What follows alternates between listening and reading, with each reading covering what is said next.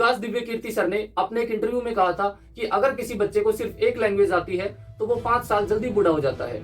अगर किसी बच्चे को 2 लैंग्वेजेस आती हैं तो वो 3 साल लेट बूढ़ा होगा, और अगर किसी बच्चे को 3 लैंग्वेज आती हैं तो वो 5 साल लेट बूढ़ा होगा। और ऐसा सर ने कहा कि मैं नहीं कह रहा हूँ, ऐसा साइंस कहती है।